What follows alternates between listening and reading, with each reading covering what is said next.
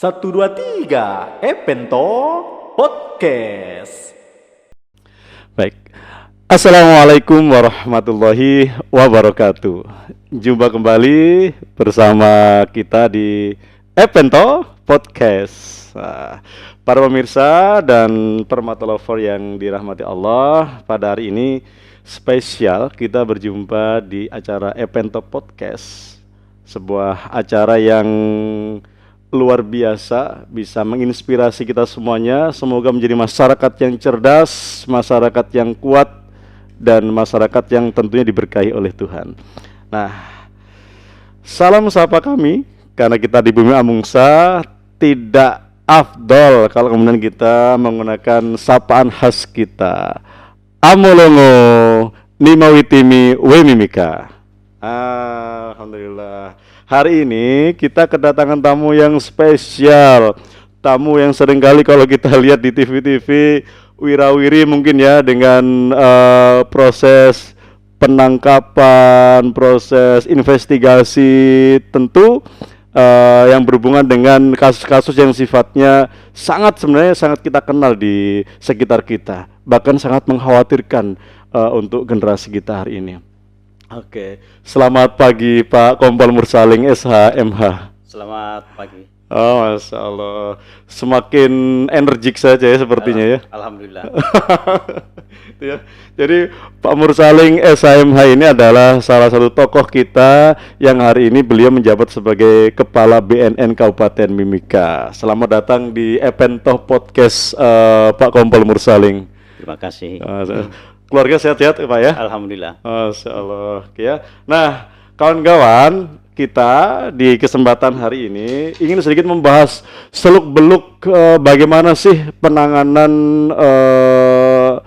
narkoba yang ada di Kabupaten Mimika ini ya. Karena kita tidak tahu terus terang Pak, karena narkoba ini sesuatu yang menurut kami penyakit yang begitu menakutkan ya, penyakit masyarakat yang begitu menakutkan, yang kalau kita tidak benar-benar mengatasinya itu bisa jadi akan rusak negara kita begitu ya. Sehingga patut kiranya kawan-kawan di rumah, pemirsa dimanapun berada, kita harus tahu betul seperti apa sih proses penyebaran narkoba itu sendiri. Apalagi bunda-bunda yang di rumah sana mungkin sangat mengkhawatirkan begitu Pak ya, anak-anaknya yang sekolah mulai dari SD maupun SMA, sedangkan pengedar narkoba begitu luar biasa gencar mengincar anak-anak kita gitu ya, sehingga kita perlu tahu info yang sangat bermanfaat kali ini. Nah, untuk mengawali pertanyaan kami nih Pak Kompol Mursaling, kira-kira sejauh ini di Mimika ini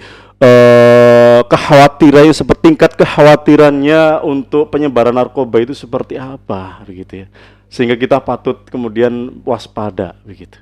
Baik, terima kasih, pertanyaan yang sangat bagus untuk buat kita semua, sehingga kita bisa memahami dan mengetahui secara bersama-sama bahwa barangkali mungkin saya bisa jelaskan dulu berkaitan sebelum masuk untuk menyampaikan penyebaran narkoba ataupun narkotika di Kabupaten Mimika ini.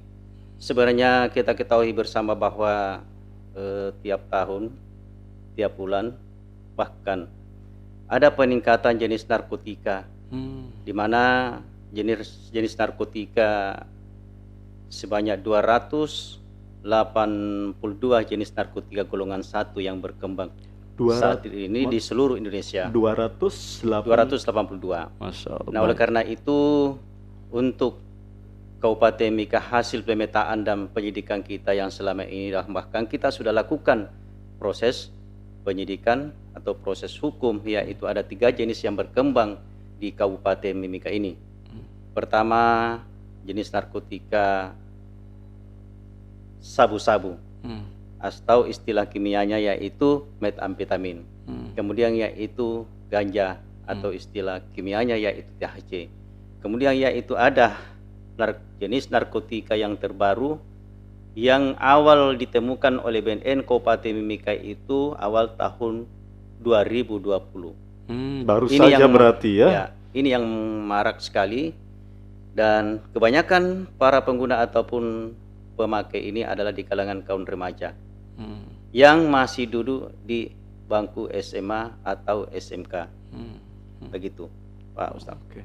Kira-kira kalau sejauh ini usia terkecil yang pernah ditemukan oleh BNN sendiri itu usia berapa, Pak? Supaya kita artinya mungkin lebih waspada lagi begitu. Jadi ada di usia 16 tahun, 17 tahun dan 18 tahun. Dan mereka ini masih pelajar dan masuk kategori di bawah umur. Nah, inilah yang selama ini juga merangkap mereka ini termasuk dia pengguna, pecandu dan sekaligus dia sebagai pengedar ataupun kurir. Kalau anak-anak tingkat SD ke bawah TK pernah nggak Pak dijumpai? Sejauh ini kita belum dapatkan dari kalangan baik dari TK ataupun SD. Jangan sampai ya kira-kira. Nah ini Pak, yang menarik kita, yang menjadi kita ingin sangat tahu gitu ya, sebenarnya cara-cara mereka atau para pengedar ini mengedarkan ke calon targetnya itu seperti apa, sehingga mungkin apa ya, ada saja setiap saat itu kasus ini muncul begitu Pak di Timika ini. Baik, ada beberapa faktor yang setelah kita lakukan interogasi ataupun pemeriksaan terhadap anak pecandu narkotika ataupun narkoba ini, yaitu awalnya pengaruh lingkungan. Pengaruh lingkungan di sekelilingnya itu oleh teman-teman sangat mempengaruhi kepada orang yang tidak pernah melakukan hal narkoba ataupun narkotika itu. Jadi pada akhirnya awalnya dia melihat, kemudian mencoba ataupun coba-coba. Sekali mencoba 1, 2, 3 kali memang itu masih ada bujukan-bujukan dan disuguhi bahwa itu adalah barang baik untuk buatnya dia. Dan suatu ketika nanti sudah ketergantungan atau kecanduan, sudah ikut membeli, meminta untuk uang dan untuk membeli barang seperti narkotika ataupun narkoba yang ada di Kabupaten Mika. Itu adalah salah satu faktor lingkungan. Kemudian ada juga dari faktor individu mereka, yaitu karena keluarga masuk adalah keluarga broken home, kemudian anaknya itu tidak diperhatikan. Nah, kemudian anaknya itu sama sekali minim sekali dengan ilmu pendidikan, termasuk yang ilmu agama-agama yang terutama dalam beribadah, yaitu yang salah satu faktor daripada faktor individu lainnya. Oke, luar biasa pemirsa, memang sangat mengkhawatirkan ya. Jadi menjadi catatan kita bersama selaku orang tua yang memang memiliki anak-anak, terutama anak-anak yang masih usia labil ya Pak ya, usia remaja gitu, itu sasarannya sangat empuk bagi para pengedar gitu ya. Nah, betul. Kalau sejauh ini gitu ya, yang dilakukan BNN sendiri untuk kemudian mengantisipasi peningkatan penyebaran dan lain-lain itu sudah apa yang dilakukan oleh BNN gitu Pak sejauh ini? Program BNN Kabupaten Mika ada beberapa hal yang kita sudah lakukan, terutama yaitu melakukan sosialisasi, edukasi, penyampaian informasi kepada baik itu dari lingkungan anak TK, lingkungan pendidikan, SD, SMP sampai setingkat SMA, dan bahkan kepada perguruan tinggi. Kemudian pada lingkungan sosial lainnya termasuk tokoh agama, tokoh masyarakat, kemudian dari masyarakat lainnya, komunitas ataupun instansi terkait dan OPD lainnya. Itu yang kita lakukan. Nah, kemudian kita juga ada beberapa instansi atau lingkungan pendidikan yang kita sudah buat selama ini, yaitu perjanjian kerjasama bagaimana agar kita kalau misalkan di lingkungan sekolah itu harus bersih dari narkoba di lingkungan tersebut, demikian juga dari lingkungan-lingkungan lainnya. Dan sinergi inilah dengan harapan kami BNN Kabupaten Mika, bagaimana kita bisa memerangi war on drug ini agar supaya kita bersama menolak narkotika ataupun narkoba ini. Oke, baik. Biasanya Pak, kalau istilah kita itu tidak ada api, tidak ada asap kalau tidak ada api. Dan kemudian perkembangan narkotika ini kan saya yakin tidak hanya kemudian hanya sekedar melibatkan para pelaku lapangan atau kurir atau pengedar itu ya. Sampai pernah nggak Pak menelusuri kemudian ditemukan backingannya, kemudian istilahnya pemasoknya begitu. Memang apakah ada di Timika itu Pak sampai segitu? Jadi hasil penyelidikan dan pemetaan jaringan kita ini, ya kebanyakan ini adalah merupakan sindikat. Nah, mereka yang salah satu kurir ataupun pengedar, bukan hanya dia bekerja sendiri-sendiri, tapi ada kelompok mereka. Ada komunitas mereka, termasuk komunitas pengguna, termasuk komunitas pengedar bandar. Dan bahkan ada juga yang memfasilitasi anggaran untuk agar bagaimana masuk narkotika di Kabupaten Mika. Ada penyebaran modus operandi lainnya atau cara kerja mereka yang dikerjakan secara sembunyi-sembunyi agar tidak ketahuan oleh pihak keamanan ataupun pihak BNN atau pihak kepolisian. Kemudian kita ketahui bersama bahwa ada 3 jenis narkotika yang masuk di Kabupaten Mika yang berkembang selama ini, yaitu kita tahu adalah sabu-sabu, ganja dan sintetis. Tadi sudah sampaikan bahwa itu ada bahkan dari Jakarta masuk ke Timika, Surabaya masuk ke Timika, dan Makassar masuk ke Timika, dan bahkan Jayapura masuk ke Timika. Itu bukan hanya penyebaran di Kabupaten Mika saja, tetapi setelah dari Timika, Kabupaten Mika ini menyebar lagi ke kabupaten-kabupaten lain, termasuk di daerah pegunungan tengah lainnya, Asmat, Yahukimo dan sebagainya. Dalam arti lain Timika menjadi kota transit Pak ya? Bisa jadi itu juga kota transit, selain untuk dipergunakan di sini, ya juga menjadi transit ke daerah-daerah lain. Luar biasa para pemirsa. Jadi memang sangat mengkhawatirkan, apalagi sindikat atau jaringan yang sudah terbentuk sedemikian rapi begitu ya.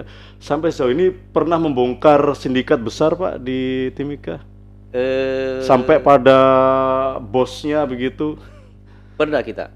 Ya mulai ketangkap yaitu dari penggunanya. Setelah itu ditelusuri, dilakukan penyidikan, berkembang bahwa dia beli dari si A, misalkan. Nah dia merupakan, akhirnya dia setelah dilakukan penangkapan itu adalah sebagai kurir. Kurir dilakukan penangkapan, setelah dia mengatakan bahwa ini adalah diperoleh dari si B, seperti itu. Jadi ini memang jaringan-jaringan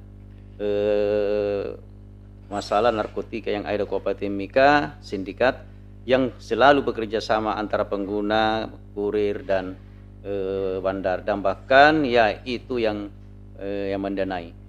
Nah memang berkaitan dengan hal ini, pengguna, kurir ataupun bandar, nah semua kita bisa lakukan proses hukum karena ini adalah dalam bentuk kerjasama.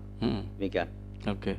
Sejauh ini Pak, kalau kita mungkin pernah ya, ini di film Pak ya, seringkali kita disuguhkan misalkan narkoba, kemudian penyebarannya sampai pada ini sehingga aman-aman saja. Itu pernah nggak ada upaya dari apa nih, bandar atau apa itu berusaha mempengaruhi BNN atau mungkin mempengaruhi oknum untuk kemudian istilahnya menjadikan aman begitu Pak? Kami dari BNN Kabupaten Mika tidak akan memberi ampun kepada yang melakukan penyalahgunaan narkotika atau narkoba. Sepakat. Saya kira seperti itu. Nah itu ya. Jadi kita camkan bersama ya, kalau memang ternyata BNN sendiri menjadi tempat yang kemudian menjamin, bahkan mungkin tidak akan memberikan ampun siapapun yang coba-coba untuk kemudian menyebarkan narkotika atau sejenis yang ada. Yang menarik lagi nih Pak Kompol Mursalin terkait dengan jenis baru tadi itu sampai semenarik apa sehingga kemudian sepertinya penggunanya banyak gitu. Dan ini supaya anak-anak kita tahu nih, jangan sampai mungkin pernah ada kasus yang pernah melaporkan misalkan, oh ini dibentuk seperti permen narkoba itu, dibentuk seperti minuman begitu. Apakah ada kasus seperti itu? Baik Pak Ustadz, seperti jenis narkotika yang terakhir kita temukan waktu itu yaitu tembakau sintetis di awal tahun 2000 di Kabupaten Mika, itu kali itu terjadi. Nah, oleh karena itu kita lakukan proses hukum dan bahkan yaitu pengguna dan pengedar bandar itu adalah anak masih remaja. Nah memang ini yang marak sekarang yaitu tembakau sintetis yang dipergunakan anak-anak ini karena harganya itu masih terjangkau. 3 lintingan atau sampai 4 lintingan itu masih terjangkau dengan harga 250. Menurutnya dia, ya menurutnya dia itu pun dengan dibeli terkadang urunan ada yang 50 sampai 100. Itu seperti rokok ya Pak ya? Itu seperti rokok. Sebenarnya itu bahannya dari tembakau, namun dicampurkan dengan bahan-bahan kimia jenis sintetis. Nah itu jenis narkotika tembakau sintetis ini memang sangat jauh berbahaya karena ini adalah bahan-bahan dari bahan-bahan kimia. Kalau boleh tahu tingkat pengaruh kerusakan ke penggunanya seperti apa itu Pak? Nah, Ciri-cirinya. pengaruhnya terhadap kesehatan memang sangat membahayakan bagi kesehatan tubuh kita, termasuk dimulai dari saraf otak kita. Begitu dia mengkonsumsi jenis tembakau sintetik akan berpengaruh kepada saraf otak kita. Nah, kemudian berpengaruh kepada mulut, kerongkongan, kemudian ke pencernaan, paru-paru sampai ke kulit. Dan bahkan baru-baru ini ada laporan mengatakan bahwa dia menggunakan sinte, ketergantungan sinte itu dibawa ke rumah sakit dan akan dirujuk ke rumah sakit yang di Makassar karena karena dianggap bahwa itu sudah jadi menurut dokter adalah gila. Akhirnya dirujuklah ke rumah sakit jiwa di Makassar itu. Sangat mengerikan dan membahayakan ya. Kalau boleh tahu ini Pak, cara kita mengenali anak-anak yang kemudian pengguna itu seperti apa? Ada ciri khusus ya mungkin Pak untuk tembakau sintetis ini? Atau ada uji klinisnya begitu? Kalau secara fisik kita lihat itu ada nggak ciri-ciri yang mungkin ini bukan kita untuk mencurigai ya kawan-kawan ya, tapi mungkin ketika kita jadi tahu gitu ya oh ini ternyata pengguna. Dari pengalaman pengguna ini setelah menggunakan 25 menit sampai 30 menit dia sudah akan terasa. Pertama dia katakan bahwa itu akan berhalusinasi, yaitu mabuk. Nah kemudian kelihatan ciri fisik yaitu termasuk matanya bila menggunakan, habis itu terasa melihat mata merah dan dan kelihatan merah gitu ya. Itu yang ciri-ciri fisik yang perlu kita kenali bersama oleh para pengguna jenis narkotika jenis sinte ini. Ya, tembakau sintetis tadi Pak ya. Tapi untuk pengaruh terhadap kesehatan itu sangat membahayakan. Karena ini masuk golongan narkotika golongan 1. Artinya Pak? Golongan narkotika golongan 1 ini adalah bisa digunakan untuk kepentingan ilmu pengetahuan, tapi tidak bisa digunakan untuk kepentingan kesehatan. Jadi kalau itu disalahgunakan akan berdampak hukum dan akan dapat sanksi hukum. Artinya kan yang menggunakan hanya kalangan tertentu, misalnya untuk penelitian atau apa gitu Pak ya? Ya sama sekali tidak digunakan, tapi untuk kepentingan ilmu pengetahuan. Hanya untuk diketahui saja ya? Hanya diketahui saja ya. Betul. Nah ini Pak, sebenarnya selain 3 jenis narkotika tadi yang tadi Bapak Kompol sampaikan tadi itu, yang ingin kita klarifikasi masalah penggunaan lem Aibon. Ya. Nah, ini sekarang mohon maaf saya terus terang di lingkungan sekolah kita seringkali di belakang sekolah kami itu kayaknya kita terus terang ini para pemirsa, kita pernah memergoki anak-anak seusia SMP di belakang sekolah kita dari sekolah lain gitu ya, itu menggunakan lem Aibon yang sudah dikemas dalam plastik dan itu mereka gunakan di sedot ya, dihirup begitu sampai kemudian ada efek-efek yang menjadikan mereka itu seperti orang sakau. Itu seperti apa Pak? Karena kan terus terang lem Aibon ini kan dijual di toko bangunan. Apakah sudah ada dasar hukumnya atau memang tidak ada delik hukum untuk bisa menangani itu? Baik, mungkin saya bisa jelaskan dulu Pak Ustadz berkaitan dengan narkoba atau bahasa umumnya yang populer dikatakan narkoba, narkotika, psikotropika dan bahan adiktif atau zat adiktif ini. Nah, sebenarnya lem Aibon atau lem Pox ini kan masuk jenis zat adiktif atau bahan adiktif. Di mana bila mana digunakan akan berpengaruh terhadap kesehatan termasuk yang menggunakan itu. Nah, hasil pemetaan kami dan kerjasama dengan Dinas Sosial bahwa ada kurang lebih 500 orang yang terpapar karena pengguna dan menggunakan lempok ataupun lem airborne. Nah, ini yang jadi persoalan kita di tengah masyarakat Kabupaten Mimika ini, dan ini rata-rata yang penggunanya itu masih di bawah umur, masih pelajar SD sampai SMP, bahkan sampai ke SMA. Nah, itu kurang lebih 500 orang yang terpapar. Nah, oleh karenanya itu tadi Pak Ustaz sampaikan, apakah ada ancaman hukumannya atau bagaimana bagi penjual atau menggunakan?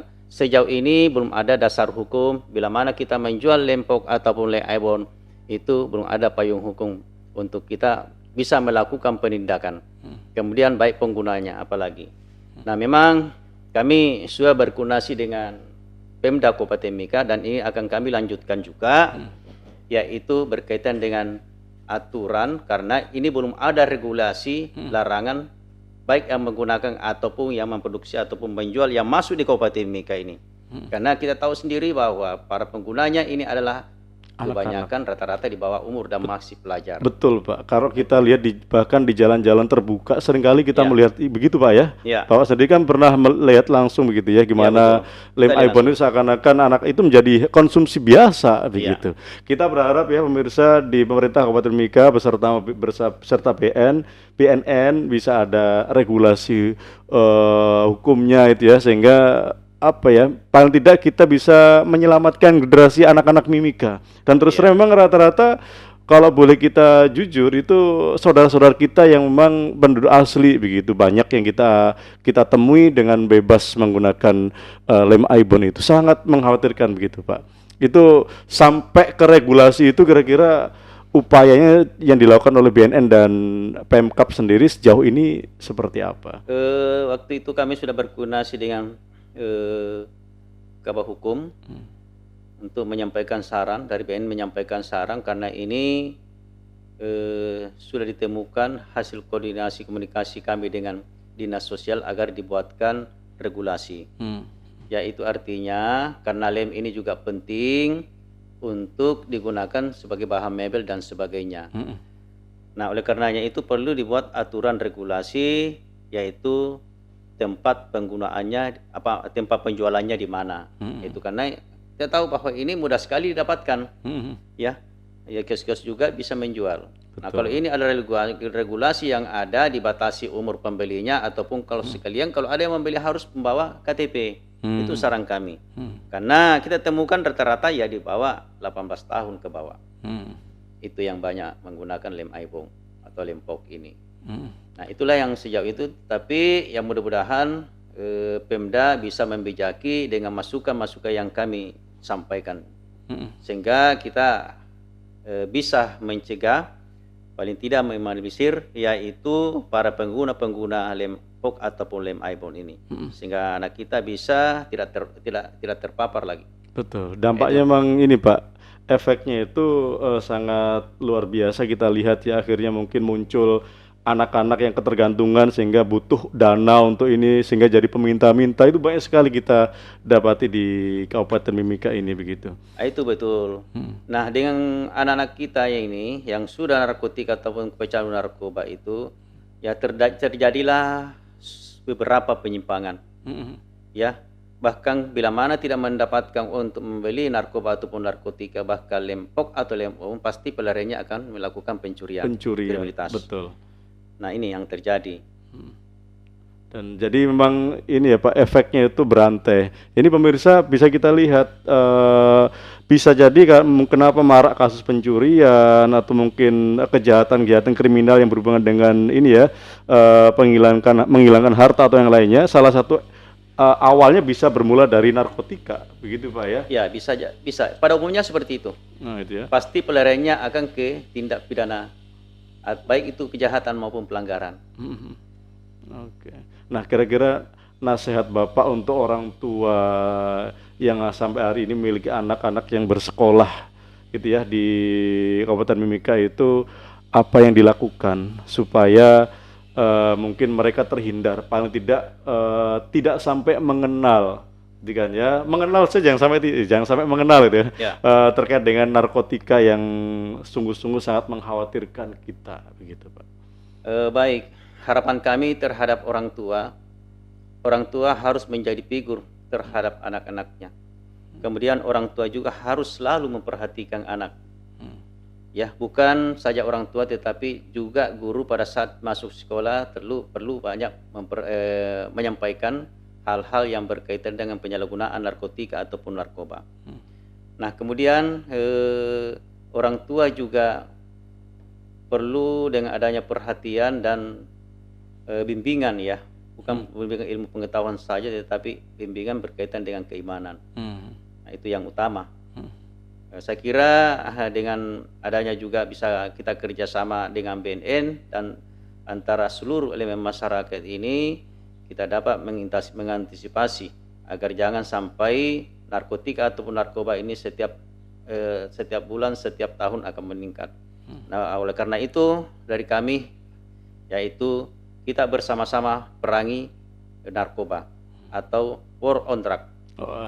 War on drug. Work on drug. Ya. Itu ya, tegas ya pemirsa ya. Jadi itulah yang sekarang sebagai semboyan Kepala BNKOP pusat yang menyampaikan ke seluruh sampai ke jajaran yang terendah di Kabupaten Mimika ini. Jadi kita harus melawan narkotika ataupun narkoba ini.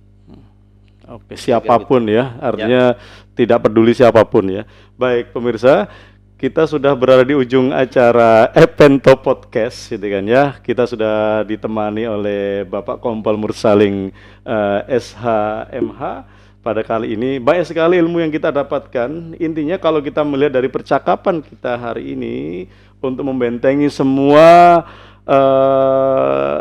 keluarga kita dari narkoba ini, tadi yang sempat saya catat adalah keharmonisan keluarga. Ya. Karena keharmonisan keluarga itu mencerminkan nyamannya anak-anak kita di rumah-rumah kita. Semoga di momen bulan puasa ini keluarga kita dijaga oleh Allah SWT menjadi keluarga yang harmonis sehingga anak-anak kita sudah merasa nyaman dengan kita dan tidak ada pilihan lain selain kita. Kemudian yang kedua, pola pendidikan yang mumpuni ya, tidak hanya pendidikan pengetahuan umum tapi pendidikan agama agar iman dan takwanya itu selalu melekat pada anak-anak kita. Pastikan keluarga kita adalah keluarga yang religius, yang memahami peraturan-peraturan yang didatangkan oleh Allah SWT di muka bumi ini. Baik, Pak Kompol Mursalim, sepertinya waktu kita sudah di ujung acara gitu ya.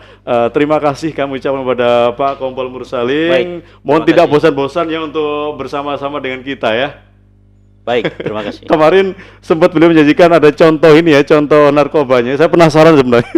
Tapi saya juga khawatir juga ya, ketika kita ditampilkan contoh realnya malah jadi penasaran anak-anak kita begitu ya. Ya, paling tidak apa yang disampaikan oleh beliau tadi itu sudah cukup menggambarkan bagaimana dahsyatnya narkoba itu bisa merusak generasi bangsa. Semoga kita yang ada di Kabupaten Mimika ini, yang hari ini telah Allah jaga dari narkotika, selamanya dibebaskan dari narkotika. Dan selalu jaga, waspada terkait dengan pergaulan anak-anak kita. Terima kasih, bersama saya Muhammad Arifin dan Pak Kompol Mursalim SHMH telah menemani acara Epento Podcast. Salam dari kami.